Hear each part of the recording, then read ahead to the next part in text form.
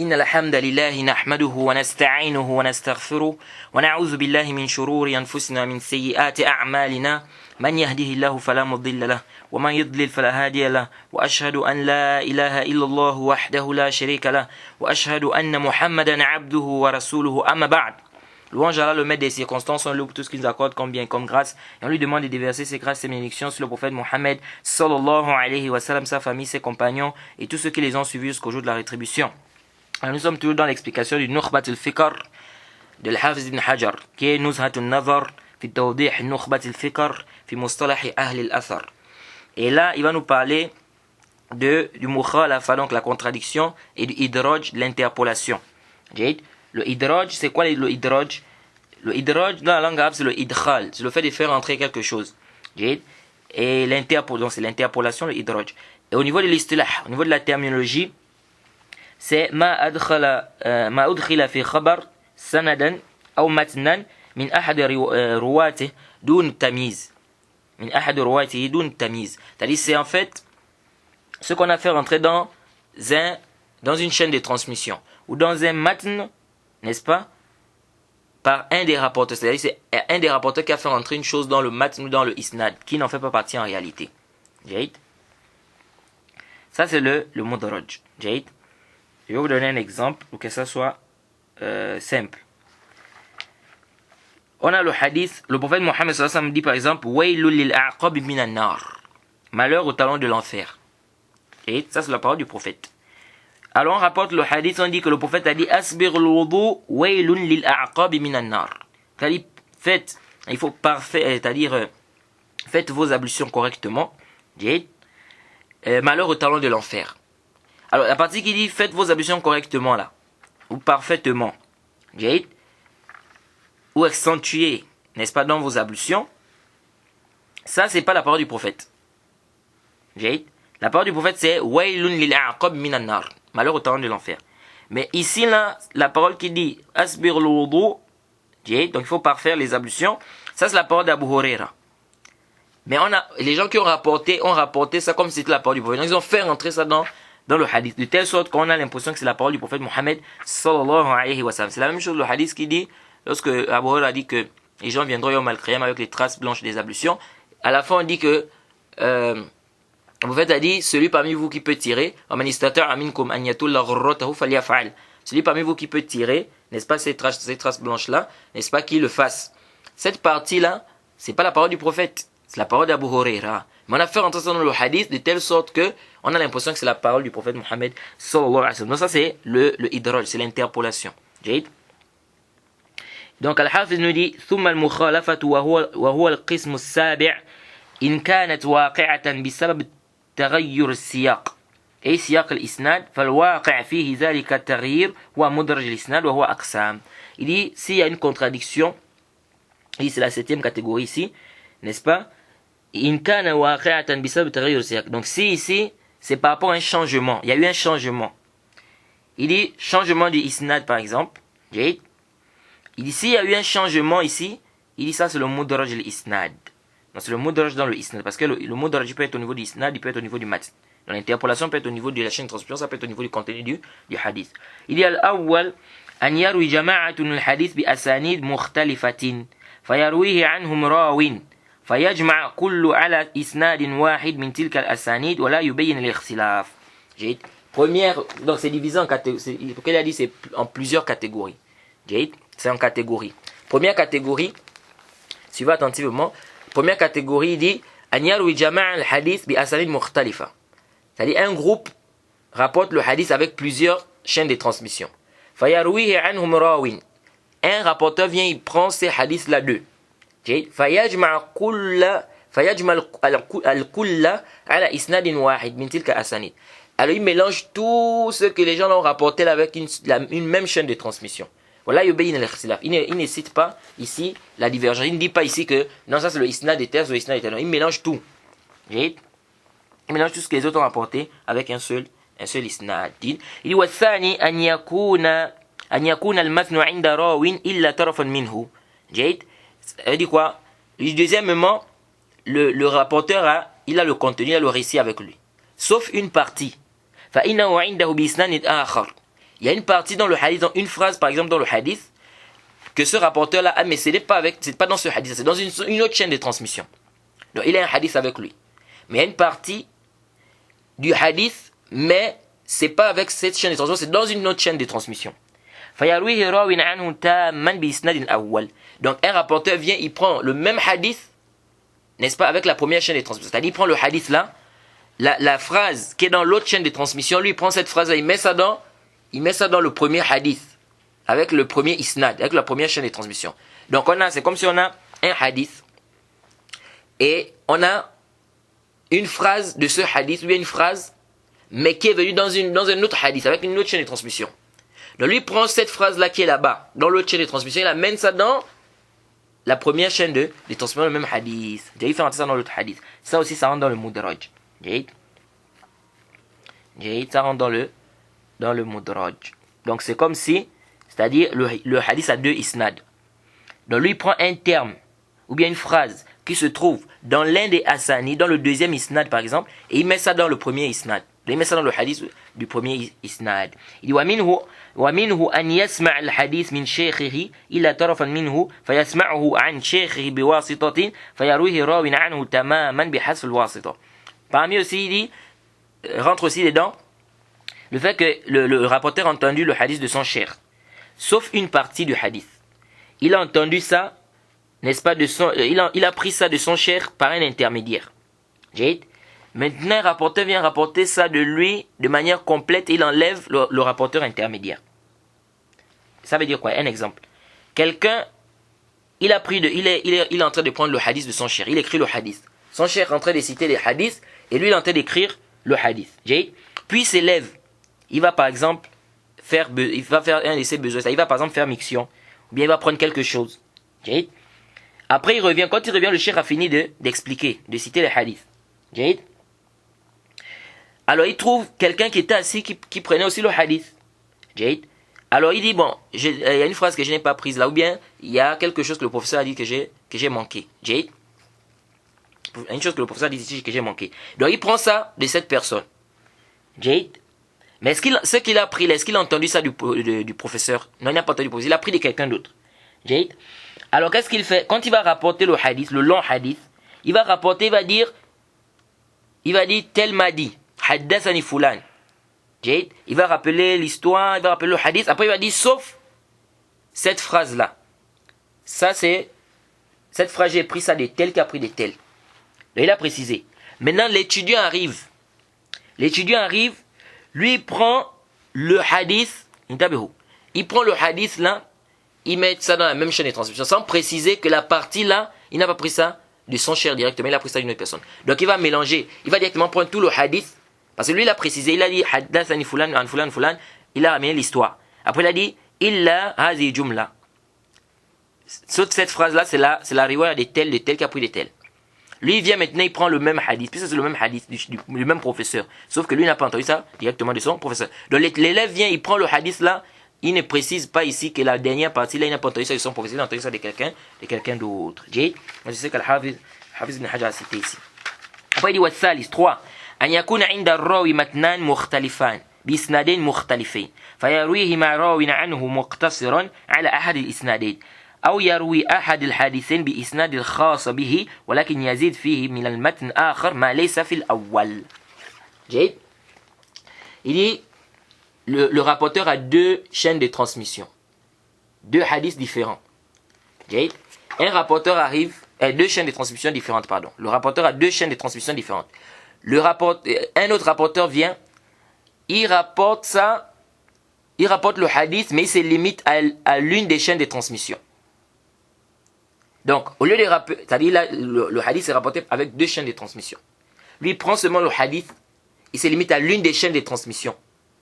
Il dit أو يروي أحد الحديثين بإسناد خاص به ولكن يزيد فيه من المتن الآخر ما ليس في الأول. Il dit ou bien il va prendre l'un des hadiths, n'est-ce pas, il va rapporter ça avec un seul isnad, avec une seule chaîne de transmission, mais il va mettre dans un des matn ce qui se trouve dans le premier hadith, dans l'autre hadith, dans le premier hadith qui a l'autre isnad. Donc c'est comme s'il va prendre là-bas une phrase, Donc, le hadith a deux chaînes de transmission. Donc il prend une seule transmission et rapporte le hadith. Mais il prend une phrase qui se trouve dans l'autre isnad, là-bas, l'autre matn, il amène ça ici dans l'un des isnad là. Jade. Donc c'est comme si en fait c'est le même hadith, mais il prend certaines choses dans l'autre matn qu'il ramène dans le premier ou bien dans le deuxième hadith, n'est-ce pas? Avec quoi? Il s'est limité à une chaîne de transmission. Jade. Ensuite le cheikh dit ici الرابع quatrièmement أن يسوق الإسناد فيعرض له عارض فيقول له كلاما جيد من قبل نفسه فيظن بعض من سمعه أن ذلك الكلام هو متن ذلك الإسناد فيرويه عنه كذلك جيد. C'est-à-dire il va citer le isnad, il va citer la chaîne de transmission, il va dire حدثني فلان عن فلان. Après il va s'arrêter, il va parler, mais ce qu'il va parler là ça n'a rien à voir avec le hadith. Ça n'a rien à voir avec le hadith. Il parle par exemple, il s'arrête pour parler quelque chose, c'est-à-dire qu'il n'a rien à voir avec le hadith là. Il dit certaines personnes qui vont écouter vont penser que cette parole là fait partie de c'est le matn de ce isnad là. Et donc ils vont rapporter ça de lui ainsi. Jade. Parmi les exemples, ce qu'on rapporte de Sharik al-Qadi, Jade, on dit quoi? Il a cité un hadith. Il a cité la chaîne de transmission du hadith. Après quelqu'un est rentré, Thabit ibn Moussa. Il est rentré dans la salle. Quand il a vu, il a dit quoi? Il a dit Man hasuna salatuhu bil-layl hasuna wajhuhu bin-nahar. Donc quand il a vu, il a dit celui qui fait, n'est-ce pas, sa prière, qui fait bien sa prière la nuit, n'est-ce pas, son visage est resplendissant la journée. Donc c'est quand il a vu Thabit rentrer qu'il a dit ça. Parce qu'il a vu comment il était, il a vu son visage, etc. Donc les gens qui étaient en train d'écrire, puisqu'ils avaient déjà écrit le isnad, donc quand il a donné cette parole-là, ils ont cru que c'était la parole de ce isnad-là. Donc ils ont rapporté ça de lui comme ça, n'est-ce pas? Certains qui ont écouté ça ont rapporté ça de lui comme si c'était quoi? C'était un hadith. C'est pourquoi on dit que Thabit rapportait ça comme si c'était un hadith de Sharik. Alors que non, c'était pas dans le hadith, il s'est arrêté pour parler, il a parlé une parole qui n'avait rien à voir avec quoi? Avec le hadith. Il dit وهذه أقسام المدرج الإسناد. Et ça c'est les catégories de mudraj dans le isnad, donc l'interpolation au niveau du isnad. Donc l'interpolation se divise en deux. Nous avons le mudraj al-isnad, le mudraj al-matn. Donc on a l'interpolation au niveau de la chaîne de transmission, l'interpolation au niveau du contenu, donc du récit. Ce qu'on a traité là, ce qu'on a cité là, c'est l'interpolation au niveau du isnad. Il dit quant à l'interpolation au niveau du matn, donc au niveau du récit, du contenu, il dit il dit c'est le fait qu'il y ait dans le matn, dans le contenu, dans le récit, une parole qui n'en fait pas partie. Une parole qui n'en fait pas partie, comme les exemples que je vous ai cités au début. Il dit fataratan yakun fi awwalihi. Il dit parfois c'est au début du isnad, au début du hadith. Wa taratan fi asna'ihi, parfois c'est au milieu. Wa taratan fi akhirihi, parfois c'est à la fin. Wa huwa al-akthar, et c'est ce qui est plus répandu, c'est ce qui est nombreux. C'est-à-dire que le idraj, l'interpolation intervient au niveau de la fin du hadith. Il dit لأنه يقع بعطف جملة على جملة. Il dit pourquoi? Parce que ici c'est quoi? Souvent ça arrive lorsqu'on fait quoi? L'annexion d'une phrase à une phrase. On annexe une phrase à une autre phrase. Il dit أو بدمج موقوف من كلام الصحابة أو من بعدهم بمرفوع من كلام النبي صلى الله عليه وسلم من غير فصل. فهذا هو مدرج المتن. Ou bien on fait quoi? On mélange la parole du compagnon, n'est-ce pas, avec la parole du prophète Mohammed sallallahu alayhi wa sallam qui est marfou' sans séparer. Il dit ça c'est le mudraj au niveau du matn. Donc c'est comme le hadith que je vous ai cité, le hadith d'Abu Hurayrah, il a dit ça c'est venu à la fin. Le mudraj est venu à la fin. Le idraj au début, c'est comme le hadith que je dis asbir le wudu, n'est-ce pas? Il faut parfaire vos ablutions. Ça c'est venu au début. Et parmi les exemples au milieu, le hadith d'Aïcha, il كان يتحنث في غار الحراء والتحنث والتعبد الليالي ذوات العدد. Donc elle a dit que le prophète faisait quoi? Le tahannuth dans la grotte de Hira. Et après elle a expliqué le tahannuth c'est le ta'abbud, l'adoration ici. Donc ici c'est venu à quel niveau? C'est venu au milieu de la chaîne de... Bon, on dit que c'est un mudraj de Zuhri. On dit que c'est la parole de Zuhri en fait. Que l'explication du tahannuth ici c'est la parole de qui? C'est pas la parole de Aïcha mais c'est la parole de Zuhri. On dit que c'est pas la parole de Aïcha mais c'est la parole de Zuhri. Donc c'est venu ici au milieu. Ensuite il dit wa yudrak l'idraj بورود رواية مفصلة لقدر المدرج منه. Comment on va connaître qu'il y a une mudraj? Il dit c'est lorsque quoi? Et on le peut savoir, sa question regroupe les chaînes de transmission. Okay? Il dit on va savoir ça si lorsqu'il y a par exemple on trouve une autre chaîne qui fait la différence, qui sépare entre les deux. Okay? Ou bien le rapporteur dit clairement, n'est-ce pas, précise clairement que ça c'est pas la parole du prophète. Ou certains savants, n'est-ce pas, précisent cela, certains savants qui ont, n'est-ce pas, une lecture, n'est-ce pas, dans les hadiths du prophète Mohammed, une grande lecture des hadiths du prophète Mohammed sallallahu alayhi wa sallam. Ou bien l'impossibilité que le prophète Mohammed sallallahu alayhi wa sallam ait eu à dire ça. C'est une parole, n'est-ce pas, quand on voit ça dans le islam, on sait que c'est pas possible que le prophète ait eu à dire ça. On voit que c'est un mudarraj, c'est un ajout, c'est pas la parole du prophète. C'est une interpolation. Comme quoi, comme le hadith qu'on rapporte, on dit que le prophète, le hadith d'abord, on dit que le prophète a dit les abd mamlouk ajran. Le serviteur ou bien l'esclave, n'est-ce pas, l'esclave a deux récompenses, l'esclave serviteur a deux récompenses. والذي نفسي بيده لولا الجهاد وبر أمي لأحببت أن أموت وأنا مملوك. On dit quoi? Que le prophète a dit quoi? Si c'était pas le djihad et la bienfaisance envers ma mère, j'aurais souhaité mourir esclave. Cet ajout-là, c'est pas la parole du prophète. Le prophète a dit, le serviteur donc qui est esclave, il a deux récompenses. Ça, c'est la parole du prophète. Quant à la suite, si c'était pas le djihad et la bienfaisance envers ma mère, j'aurais souhaité mourir quoi? Esclave. Déjà, les savants disent que pourquoi? Parce que c'est pas possible que le prophète ait eu à dire ça. Pourquoi? Déjà parce que, comment le prophète va dire, il va préférer mourir esclave. Est-ce que vous voyez? Comment il va préférer mourir esclave? Ça, c'est un. Deuxièmement, ils disent, la maman du prophète est morte depuis. Donc, comment le prophète va dire, c'était pas le djihad et la bienfaisance envers ma mère, j'aurais souhaité, n'est-ce pas, mourir esclave. C'est pas possible parce que la mère du prophète est morte depuis. Comment c'est la bienfaisance envers ma mère? Est-ce que vous voyez un peu? Donc, ça montre ici que c'est pas la parole du prophète, c'est plutôt la parole d'Abu Huraira. C'est un mudarraj. Et quels sont ensuite le cheikh dit ici, وقد صنف الخطيب في المدرج كتابا ولخصته وزدت عليه قدر ما ذكر مرتين أو أكثر ولله الحمد. Al-Hafiz ibn Hajar dit que Al-Khatib al-Baghdadi il a écrit un livre concernant le mudraj, qu'il a nommé quoi? Le nom du livre c'est Al-Fasl Wasl al-Mudraj fi Naql. Je crois que c'est ça. Et Al-Hafiz ibn Hajar a fait le résumé de ce livre-là. Il a ajouté des choses à l'intérieur. Et le nom du livre de Al-Hafiz ibn Hajar, c'est quoi? C'est Taqrib al-Manhaj bi Tartib al-Mudraj. Alors, quelles sont les causes? Qu'est-ce qui pousse la personne à faire le idraj? Parfois, il y a ce qu'on appelle le tafsir. Parfois, le rapporteur fait un tafsir. Il explique le hadith, après il fait le tafsir d'un mot. Ou bien il fait le tafsir d'une phrase. Celui qui écoute, il pense que ici, ça fait partie du hadith. Et donc, il rapporte ça comme ça. Parfois, il y a aussi la rafla, le fait que la personne soit distraite. Donc, quelqu'un est par exemple distrait. Donc, ici, il va faire quoi? Le idraj, comme on a expliqué précédemment. Ou le kadhib, il peut aussi y avoir quoi? Et parfois, il y a le mensonge aussi. La personne fait le idraj, parfois c'est le mensonge.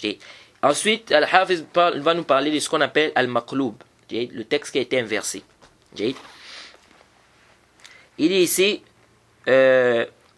وإن كانت المخالفة بالتقديم أو التأخير أي في الأسماء كمر بن كعب أو كعب بن مرة لأن اسم أحدهما اسم أبي الآخر فهذا هو المقلوب. وللخطيب فيه كتاب يسمى رافع الارتياب.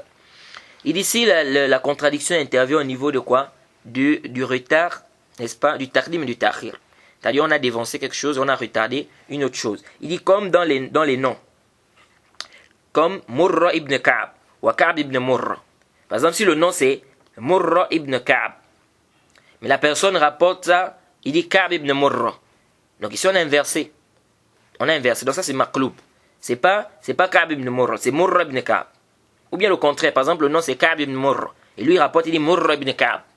Il dit ici, ça rentre dans le maqloub. Il dit parce que le nom de l'un c'est le nom du père de l'autre.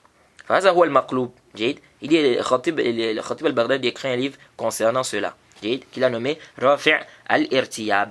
Il dit وقد يقع القلب في المتن. Il dit وقد يقع القلب في المتن أيضا كحديث أبي هريرة عند مسلم في السبعة الذين يظلهم الله في عرشه ففيه ورجل تصدق بصدقة أخفاها حتى لا تعلم يمينه ما تنفق شماله فهذا ممن قلب على أحد الرواة وإنما هو حتى لا تعلم شماله ما تنفق يمينه كما في الصحيحين. Il dit le qalb aussi, le fait que le hadith soit inversé, ça peut être au niveau du matn. Donc ça peut être au niveau du isnad comme on a dit. Le rapporteur s'appelle par exemple Ka'b ibn Murra. Lui l'inverse, il met Murra ibn Ka'b. Murra ibn Ka'b, ici c'est maqloub. Ou au niveau du matn, la personne peut inverser au niveau du matn. Comme le hadith, il dit comme le hadith qui vient dans Muslim, le hadith des 7 personnes qui seront sous l'ombre du trône d'Allah. Le prophète a dit quoi? Un homme qui a fait une sadaqa, qui a caché de telle sorte que sa main droite ne sait pas ce que sa main gauche a donné. Il dit ici ça, certains rapporteurs ont inversé ça. En fait, c'est dû à quoi? C'est certains rapporteurs qui ont inversé ça. Il dit, ce qui est sahih, c'est quoi? C'est de telle sorte que sa main gauche ne sait pas ce que sa main droite a donné. Or, eux, ils ont rapporté quoi? De telle sorte que sa main droite ne sait pas ce que sa main gauche a donné. Or, normalement, c'est quoi? C'est de telle sorte que sa main gauche ne sait pas ce que sa main droite a donné. Pourquoi? Parce qu'on sait que c'est la main droite qui donne.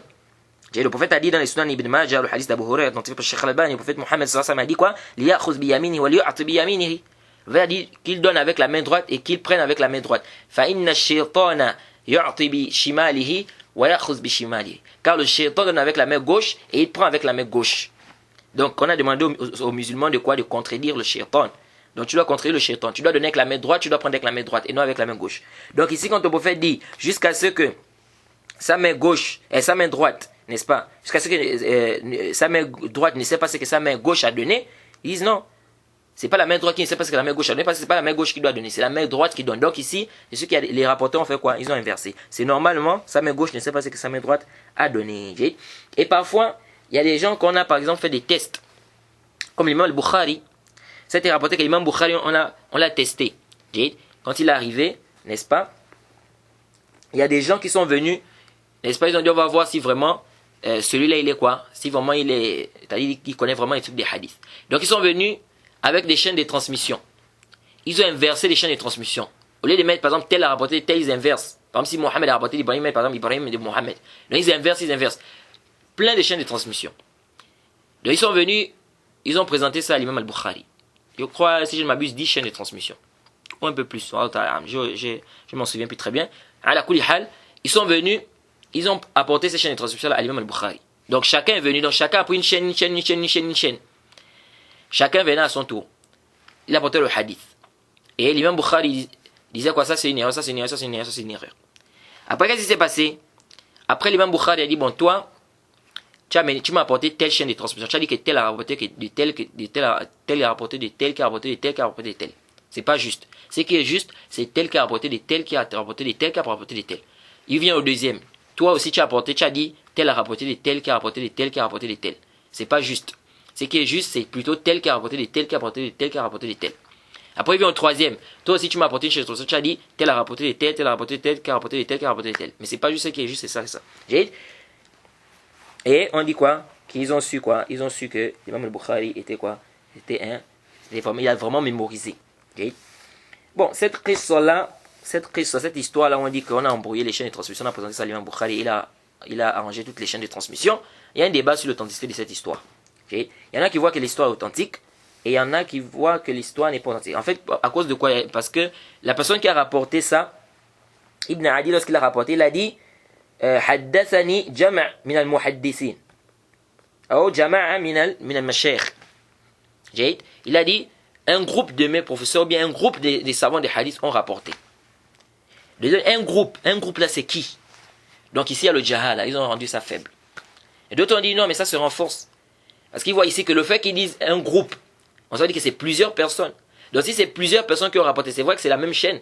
Mais du moment où c'est plusieurs personnes, donc ça se renforce. Ici, on renforce la chaîne de transmission. Donc ici, il y a un débat sur l'authenticité. Et comme a dit le Hafiz ibn Hajar, il dit ce qui est étonnant, c'est pas que l'imam al-Bukhari, n'est-ce pas, donne la bonne réponse par rapport aux chaînes de transmission qu'ils ont inversées. Mais ce qui est étonnant, c'est qu'il se souvient de l'erreur. C'est-à-dire, dit, toi, tu as mené tel hadith. Tu as dit que tel a pris de tel, tel a pris de tel, qui a pris de tel, qui a pris de tel. C'est ça en fait qui est étonnant. C'est-à-dire, il s'est souvenu de toutes les erreurs. Corriger, c'est-à-dire ça, c'est pas étonnant. Il peut corriger. Et il peut dire, bon, tu as dit ça, bon, c'est pas ça, c'est pas ça. Et toi, tu dis quoi? Ah non, non, c'est pas ça. Mais lorsque tu te souviens des erreurs et ensuite tu repars, vraiment ça montre le hifz. Donc il dit, Hafiz bin Hajar dit, c'est ce qui est étonnant en fait dans l'histoire. Et vous allez trouver, il y a des gens comme ça, mais c'est vrai que c'est parfois rare. Parfois, vous allez voir, par exemple, il y a certains professeurs, ils arrivent en classe, ils demandent les noms des toulab.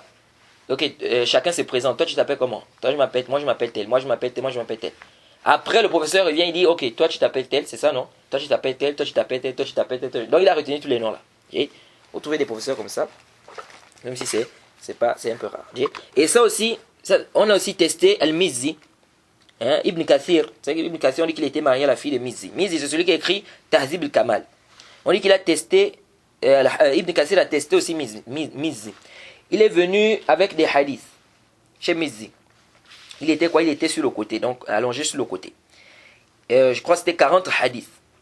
Et il lui a dit quoi? J'ai 40 de tes hadiths, je voulais que tu écoutes ici. Il a dit, on a dit que tu as pris des tels, tu as pris des tels, tu as pris des tels. Donc quand il a écouté le premier hadith, il s'est levé un peu. On peut dire que là vraiment, c'est un peu chaud là. Il a reconnu. Après, Ibn Kathir a cité après on a cité le deuxième hadith. Quand on a cité le deuxième hadith, il a dit, hey, moi c'est pas Bukhari. Moi c'est pas l'imam al-Bukhari. Ça on a fait ça l'imam al-Bukhari. Et on dit que Ibn Kathir a dit quoi? Que ça, en fait c'est Ibn Kathir qui rapporte l'histoire en fait. De une personne qui a testé, on a testé Mizzi. Et Ibn Kathir a dit quoi? Il a dit sa parole, n'est-ce pas? C'est-à-dire ce qu'il a dit était mieux, n'est-ce pas? Qu'il fasse quoi? C'était mieux, en fait, la parole qu'il a eu à dire là, c'est ce qui était bien. Que de ramener chaque hadith, n'est-ce pas, à son sawab.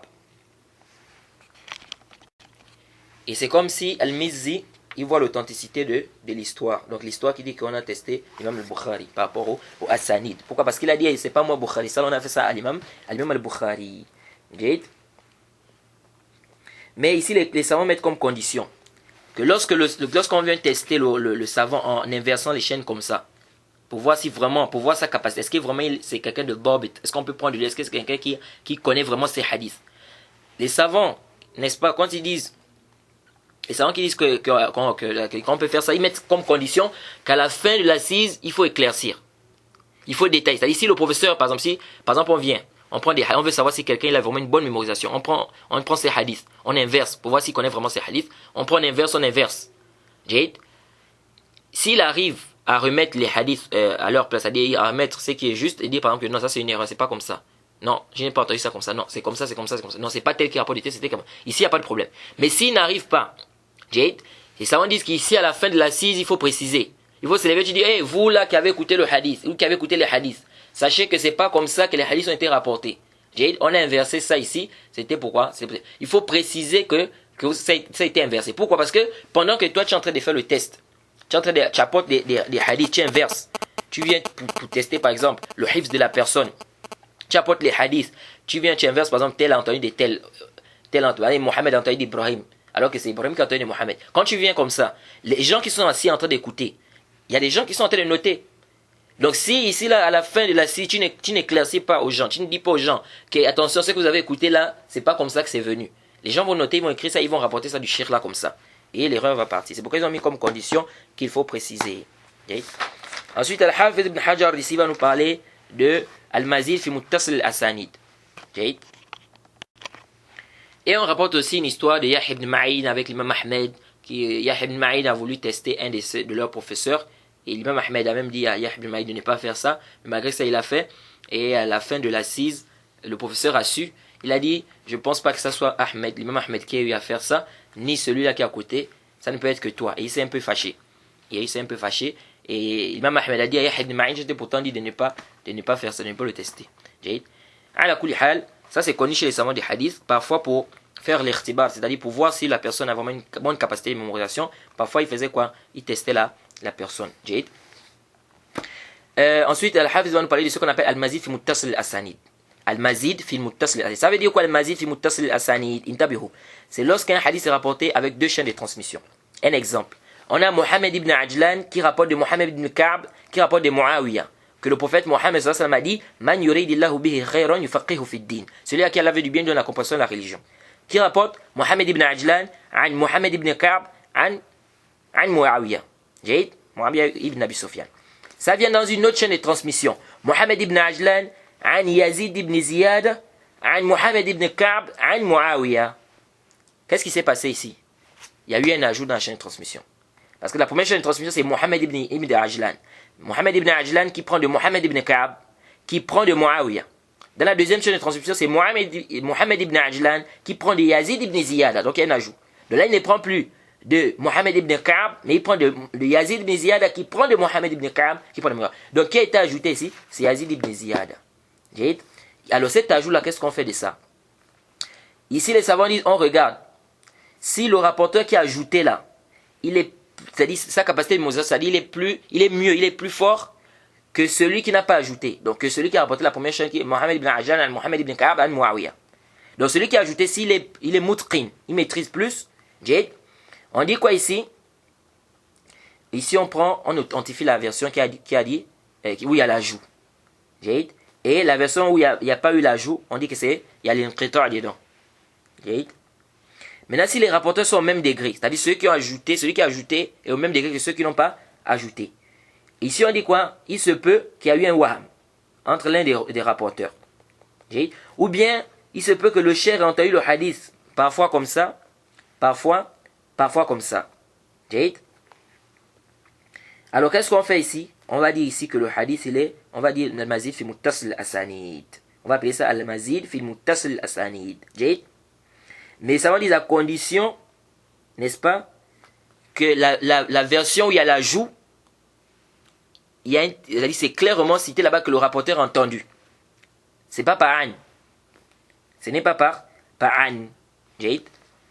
On va revenir sur ça un peu plus en détail. Il dit ici, Al-Hafiz dit, أو إن كانت المخالفة بزيادة راوٍ في أثناء الإسناد. Il dit ici, la contradiction ici c'est quoi? C'est qu'il y a un ajout au milieu du isnad.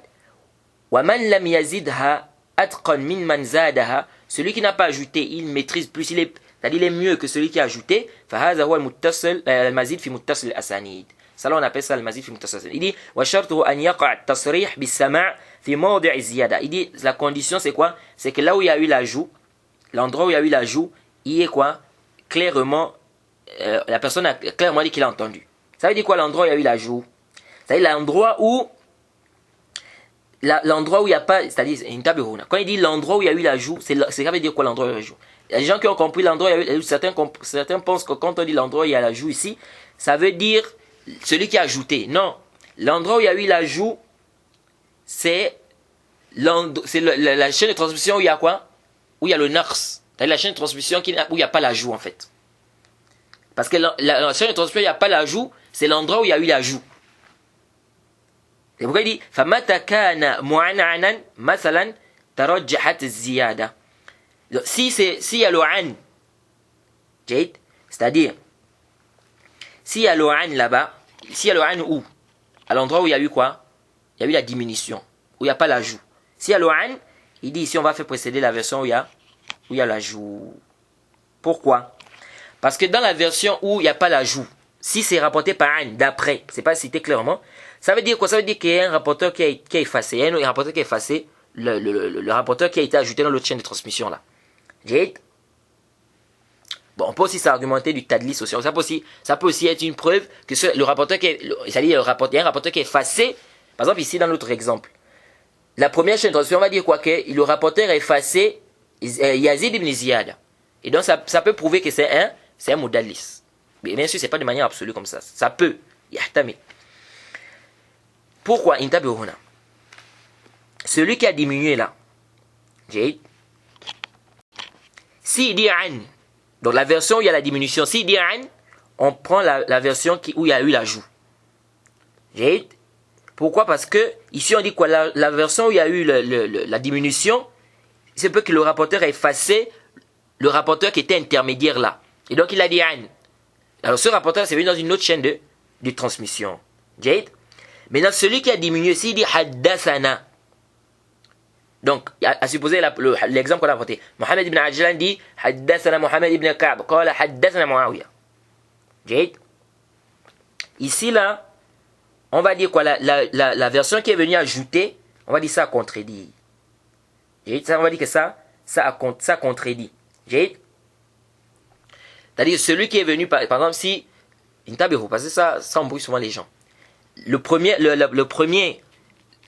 L'exemple qu'on a cité, si la première chaîne de transmission, c'est haddathana, haddathana, haddathana. Et dans l'autre chaîne de transmission, on voit, il y a l'ajout avec le an.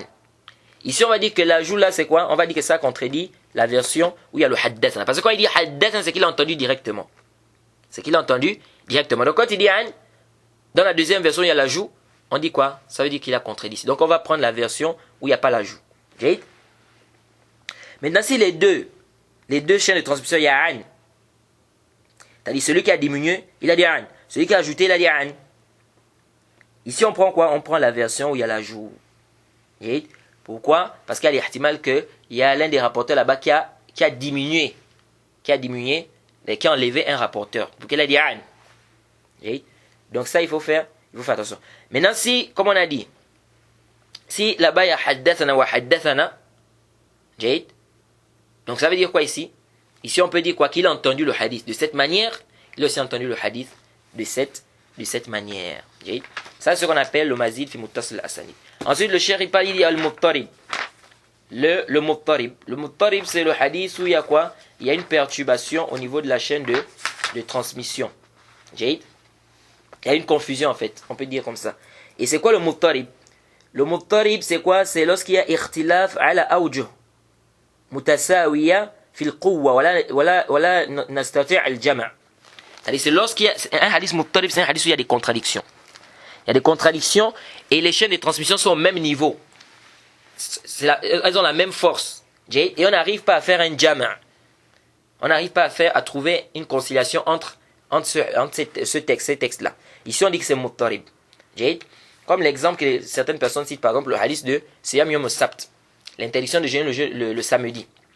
On va dire, parfois on rapporte ça de Bousra, parfois on rapporte du fils de Bousra, parfois on rapporte de la sœur du fils de Bousra, parfois on rapporte de la mère, donc de la femme de Bousra. Ils disent donc c'est muttarib. On ne sait pas qui a rapporté. C'est Bousra, ou bien c'est son fils, ou bien c'est la sœur.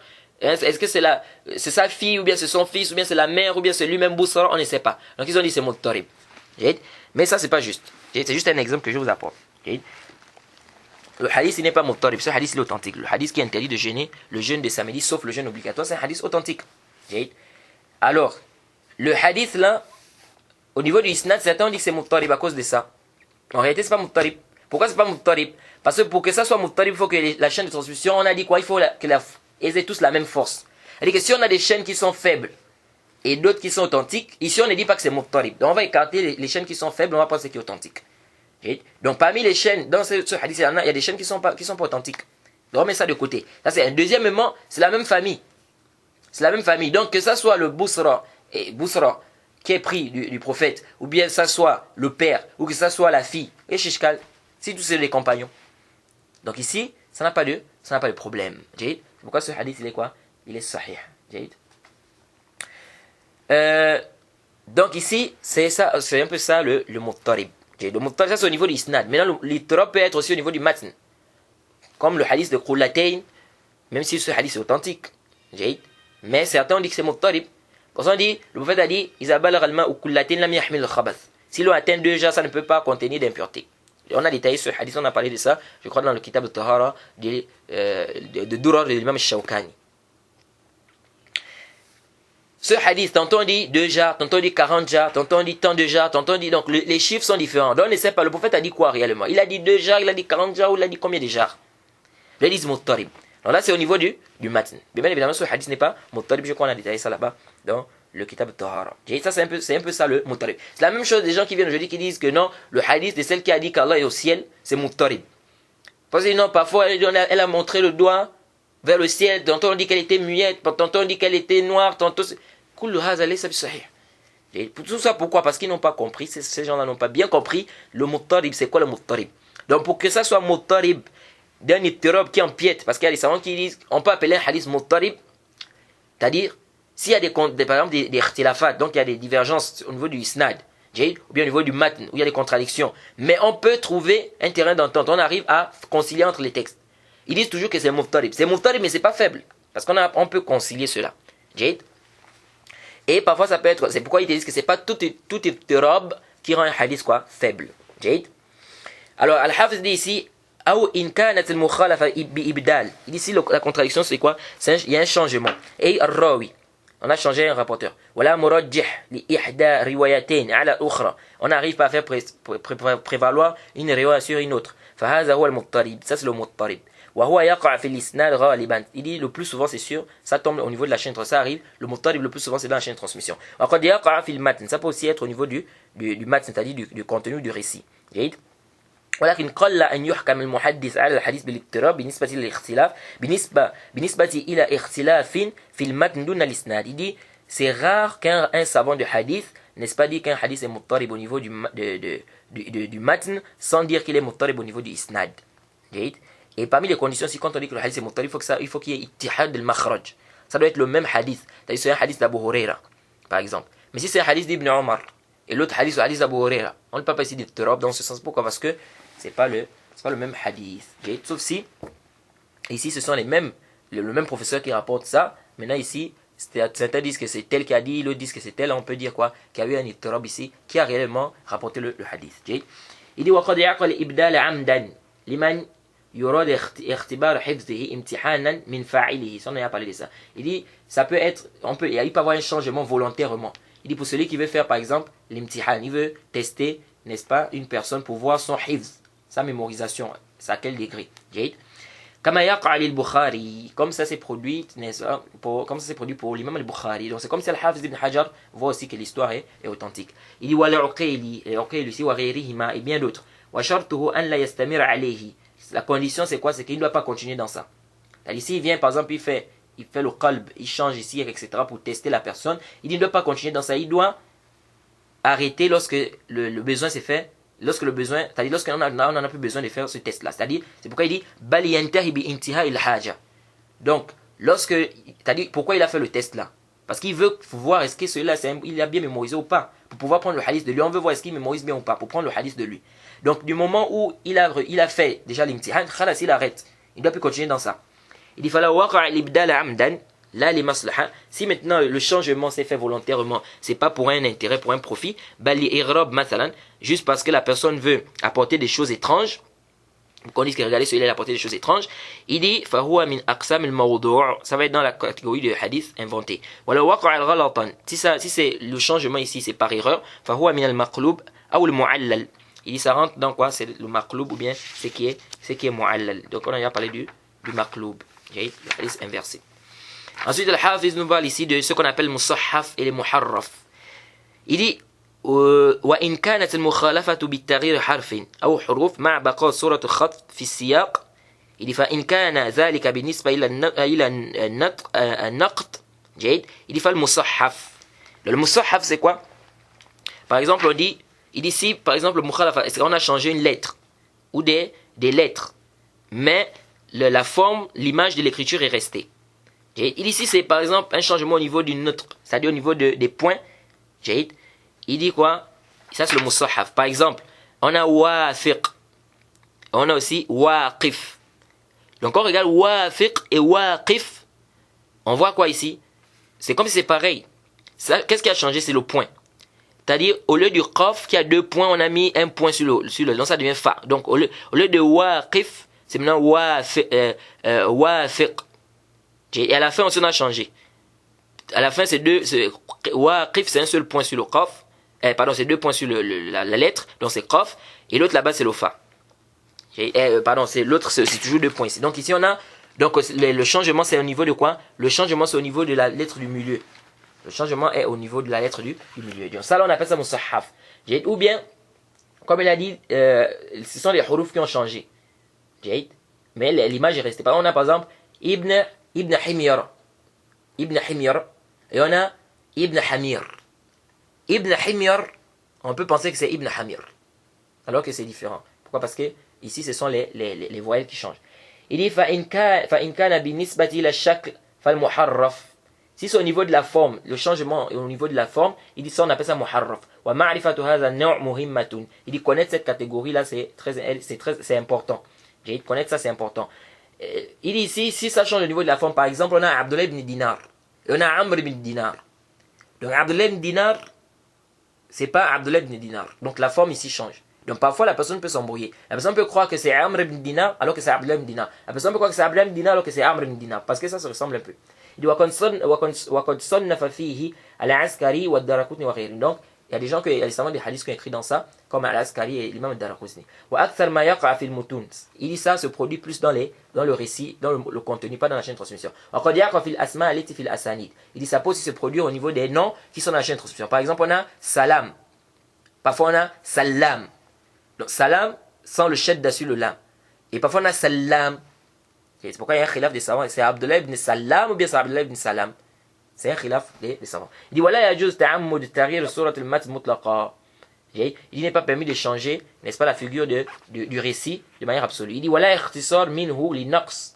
Voilà ibdal al-lafz al-muradif bil lafz muradif lahu. Il dit on a même résumé aussi. On n'a pas résumé le hadith, donc le terme, les termes qui sont venus dans le hadith, en diminuant ou bien en changeant un terme par un synonyme. Il dit illa li'alimin bimadlulat al-alfaz, sauf pour un savant, celui qui connaît, n'est-ce pas, ce qu'implique chaque mot, bien ce qu'implique ces mots-là. Donc le sens de ces mots. Wabima yuhil al-ma'ani ala as-sahih fi mas'alatayn. Wabima yuhil al-ma'ani ala as-sahih fi mas'alatayn. Donc ce qui doit faire ça, c'est celui qui connaît, n'est-ce pas, les sens, n'est-ce pas, qui connaît les synonymes, etc. Et il sait très bien que ça ne change pas le sens. Il dit ala as-sahih fi mas'alatayn. Pourquoi? Parce qu'il y a un khilaf. Et un khilaf, est-ce qu'on peut rapporter un hadith bil ma'na avec le sens? Eh bien, est-ce qu'on peut faire l'ikhtisar, on peut résumer un hadith? Il y a un khilaf des savants. Ensuite, ici, il va nous parler de ce qu'on appelle l'ikhtisar al-hadith. Mais ce qui est juste, c'est qu'on peut rapporter. Il va venir, il va parler de ça. Riwaya bil ma'na. Est-ce qu'on peut rapporter un hadith bil ma'na? Il va parler de ça, Inch'Allah. Il va parler du ikhtisar al-hadith. Est-ce qu'on peut résumer un hadith? Le résumé, donc on résume. Il dit wa amma ikhtisar al-hadith fa aktharuna ala jawazihi bi shart an yakuna allazi yakhtasiru aliman. Il dit il n'y a pas de problème. Il dit la majorité les savants disent que c'est permis de résumer le hadith. Il y a condition que celui qui résume soit quelqu'un qui connaît. Donc c'est un alim. Il dit parce que le alim va faire quoi? Il ne va résumer que quoi? C'est-à-dire s'il résume, donc quand il va résumer, ça veut dire qu'il y a des choses qu'il va enlever. Il va enlever que ceux qui n'empiètent pas en fait dans le hadith. Parce que s'il ne connaît pas, il pourra enlever des choses qui nous permettent de comprendre le hadith. Et ça cause un problème. Il dit, donc le alim, lui, connaît ça. Donc, ce qu'il va enlever ici ne va pas faire quoi? Ne va pas changer le sens du hadith. Ça ne va pas aussi gaspiller l'éclaircissement ou bien l'explication. Il dit, donc ça ne va pas gaspiller de telle sorte qu'on a deux c'est-à-dire ce qui a été cité et ce qui a été effacé, n'est-ce pas? Ça devient comme deux informations, n'est-ce pas, différentes. Il dit أو يدل ما ذكره على ما حذفه جيد بخلاف الجاهل جيد. Donc c'est-à-dire quand le savant là va faire l'ikhtisar, c'est comme si on aura deux textes différents. جيد. Donc c'est-à-dire que le fait qu'on n'ait pas mis certaines phrases ici, ça n'empiète pas sur le texte qu'on a résumé. جيد. Ou bien il dit أو يدل ما ذكره على ما حذفه. Ce qu'il a cité, n'est-ce pas, on va dire quoi? Ça ne fait pas quoi? Ça n'empiète pas ici dans ce qu'il a effacé. Il dit contrairement à l'ignorant. Il dit l'ignorant, il peut diminuer ce qui est un rapport avec le texte. Comme quoi? Comme le fait d'enlever l'istisna. L'istisna, c'est-à-dire l'exception. Par exemple, le prophète par exemple dit par exemple ne faites pas telle ou telle chose sauf ça. Lui vient, il dit ne faites pas telle chose, il enlève l'istisna là. Le sauf ça là, il n'aimait pas ça. Là, il y a un problème. Parce qu'on a besoin du sauf là. Parce que si on n'aime pas l'exception là, on va voir que l'interdiction ici, elle est générale. Vous voyez? Ou bien quelqu'un avait dit fawailul lil musallin. Malheur aux prieurs. Quand tu dis fawailul lil musallin, malheur aux prieurs. Si tu t'arrêtes là, ça veut dire quoi? Ça veut dire donc malheur à ceux qui prient. Comment ça? Donc, il faut continuer. Donc ceux-là qui s'élèvent à prier avec paresse, etc. Donc, ici là tu dois quoi? Tu ne dois pas effacer, n'est-ce pas, ce dont, n'est-ce pas, on a besoin pour comprendre le texte. Si on dit pas inama a'malu binniyat, ce hadith ne s'arrête pas là. Ce hadith continue. Wa inama likulli imri'in ma nawa. Mais parfois on rapporte seulement cette partie. C'est permis ou c'est pas permis? C'est permis. Parce que quand tu dis inama a'malu binniyat, est-ce que ça empiète ici sur l'autre partie? Ça n'empiète pas. Donc ici on peut dire inama a'malu biniyat, il n'y a pas de problème, même si on enlève la partie qui dit wa inama likulli imri'in ma nawa. Jaïd. Ensuite, le Hafiz ibn Hajar nous parle ici de la riwaya bil ma'na, c'est-à-dire rapporter un hadith par son sens. Jaïd. Rapidement, on va finir ça. On va finir jusqu'à au moins ce qui parle du gharib al-hadith. Il dit wa amma ar-riwayatu bil ma'na. Quant à la version, le fait de rapporter, n'est-ce pas, une chose par le sens, ou le hadith par le sens. Fa al-khilaf fihi shahir. La divergence sur ça est connue.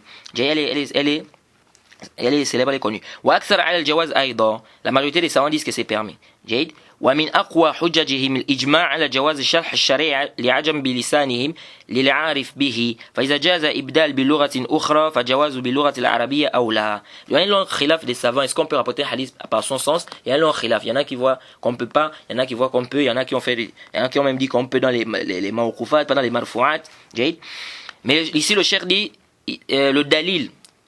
Mais l'avis qui est plus proche, c'est l'avis qui dit quoi que c'est permis. Si la personne connaît les sens, etc. Et que si c'est pas dans les azkar. Il dit ici quoi? Il dit que c'est permis. Le plus grand dalil dans ça, c'est quoi? Le ijma'. Les savants sont tous unanimes qu'on peut traduire, n'est-ce pas? Qu'on peut expliquer les choses. Par exemple, le Coran. Le Coran est descendu en langue arabe. Mais quand on va, par exemple, faire da'wa, on va expliquer en quelle langue? C'est en langue arabe? Non. Donc on va traduire ici. Ils disent le fait qu'on traduise, ils disent c'est un argument qui montre que on peut rapporter un hadith par le sens. On peut rapporter des textes par le sens. Pourquoi ils disent? Parce que si c'est permis de le faire, de traduire en une autre langue, a fortiori c'est permis de rapporter par le sens. Mais est-ce que le Coran doit rapporter ça par le sens? Non. Le Coran on rapporte ça comme Allah subhanahu wa ta'ala a dit. On dit comme ça en arabe. Maintenant la traduction c'est autre chose. Mais en arabe on rapporte ça comme c'est venu. Il dit waqil. Il dit waqila innahu tajuz fil mufradat dun al murakkabat. D'autres ont dit c'est dans les termes uniques, pas dans les termes qui sont composés. Waqila innama tajuz liman yastahdir al-lafz li yatamakkan min at-tasarruf fihi. Pour celui qui se souvient du terme original. Donc il dit celui qui se souvient des termes originaux, c'est celui qui peut faire ça. Waqila innama tajuz liman kana yahfaz hadith fa nasiya lafzahu. Il dit c'est permis pour celui qui a mémorisé le hadith, après il a oublié le terme du hadith. وبقي معناه مرتسما في ذهنه mais le sens est encore dans sa tête. Il a oublié le terme exact mais le sens est toujours là dans sa tête. Celui-là c'est permis. فله أن يروي بالمعنى لمصلحة تحصل الحكم منه. Il dit il y a pas de mal qui rapporte par le sens ici s'il y a une maslaha ici. بخلاف من كان مستحضرا لفظه. Il dit celui qui se souvient du terme exact, il doit pas recopier. Il doit pas citer le hadith par son sens. وجميع ما تقدم يتعلق بجواز وعدمه ولا شك أن الأولى إيراد الحديث بلفظه دون تصرف فيه. J'ai dit tout ce qu'on a cité là, ça parle de quoi? Est-ce que c'est permis ou c'est pas permis? Il dit il y a pas de doute que ce qui est mieux, c'est de citer le hadith comme c'est venu avec ces termes. Sans changer quoi que ce soit. Et pourquoi on a dit les azkar? Il faut ramener ça comme c'est venu parce que on adore Allah avec les azkar. Donc quand toi tu viens, tu apportes un zikr. Si tu changes ici ce qui est venu dans le zikr, il y a ishkal. Il y a ishkal. C'est pourquoi le prophète, quand il a enseigné à Bara ibn Azib le dua qu'il devait faire avant de dormir, il lui a dit quoi? Il lui a dit wabi nabi kalizi arsalt. Et lui il a dit wabi rasuli kalizi arsalt. Il a dit là. Il a dit non, dis wabi nabi kalizi arsalt. Le prophète a fait quoi? Il a corrigé. Il dit وقال قاضي عياد ينبغي سد باب الروال بمعنى لئلا يتسلط من لا يحسن مما يظن أنه يحسن كما وقع لكثير من الرواة قديما وحديثا والله موافق. Il dit قاضي عياد a dit on doit fermer cette porte là. C'est-à-dire de dire aux gens qu'on peut rapporter des textes par leur sens. Il dit pour que celui qui pense qu'il maîtrise, n'est-ce pas, pour que ne tombe pas à l'intérieur celui qui ne maîtrise pas et qui pense qu'il maîtrise. Comme beaucoup des rapporteurs, n'est-ce pas, sont tombés là-dedans. Ensuite, Al-Hafiz ibn Hajar va nous parler du gharib al-hadith. Gharib al-hadith, c'est en fait le fait que quoi? Ce sont des termes qui sont étranges dans le hadith. Des termes étranges, c'est-à-dire le mot est étrange, il est difficile.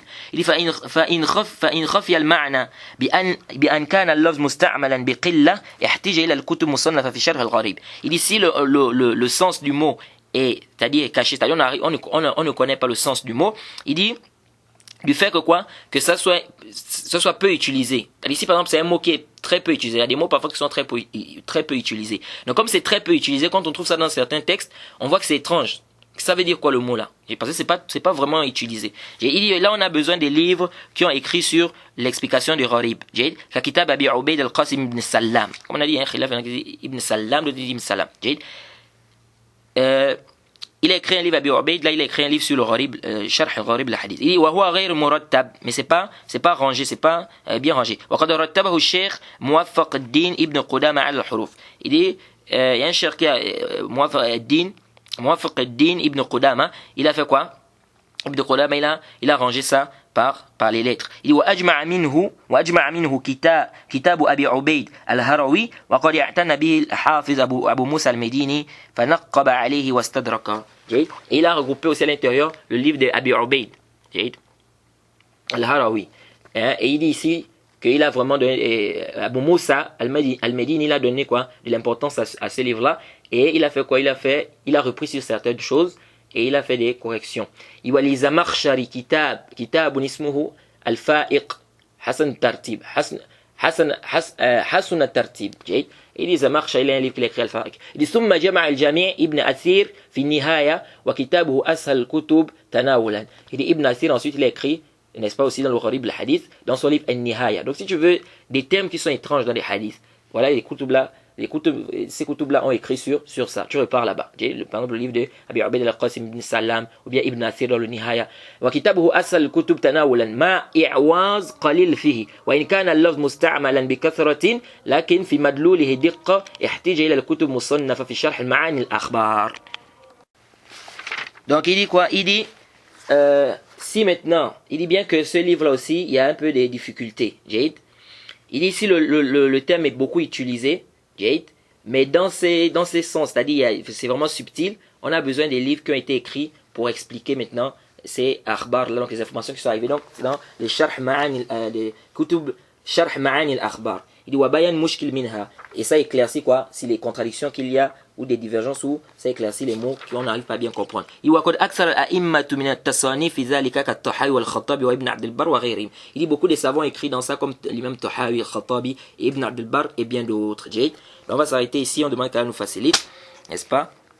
Ça on a fini avec quoi, le Sharh al-Gharib al-Hadith. Le prochain cours ce sera sur le Jahala du Rawi. Wa subhanaka Allahumma bihamdika ashhadu an la ilaha illa anta astaghfiruka wa atubu ilayk.